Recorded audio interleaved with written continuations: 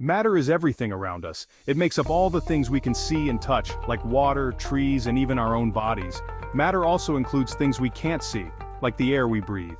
Matter has different properties that help us figure out what it is, how it can change, and how we can use it. One really important thing to know about matter is that it's made up of tiny particles called atoms and molecules.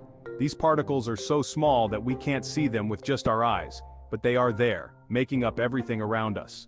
Let's think about a balloon filled with air. Air is made of particles, just like everything else. But the particles in the air are so small that we can't see them, even though they take up space. When you blow up a balloon, you're actually filling it with air particles, and those particles spread out to fill the inside of the balloon.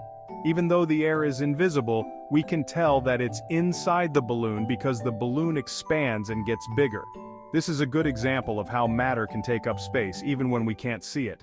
The idea that matter is made of particles that are too small to be seen is a very important part of science.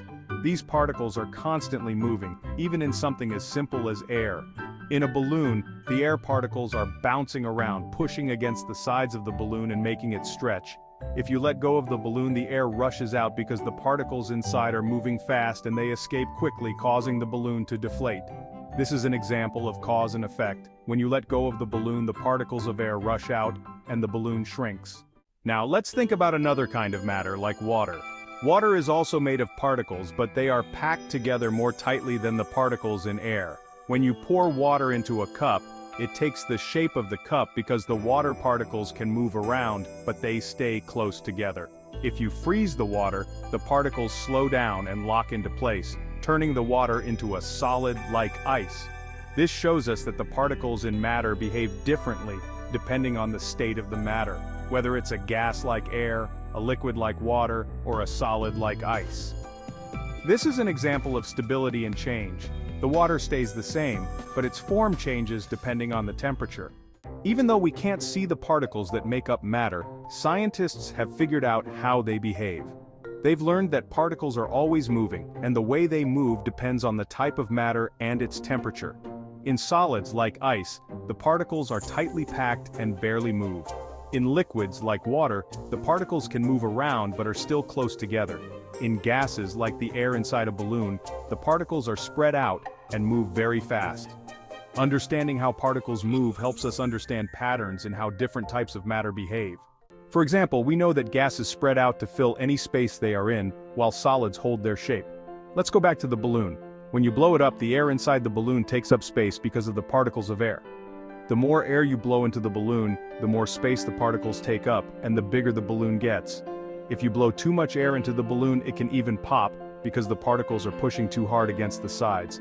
This helps us see how matter, even when it's invisible like air, has structure and function. The air particles have a structure and their function is to fill space and push against the inside of the balloon. Matter is made of particles, no matter what form it's in. Whether it's a solid, liquid, or gas, matter always takes up space and has mass, even if we can't see the particles. This is true for the air inside a balloon, the water in a cup, or the ice in your freezer.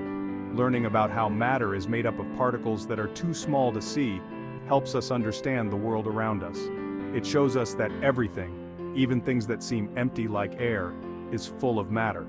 And even though we can't see the particles, we know they're there because we can observe how matter behaves and changes.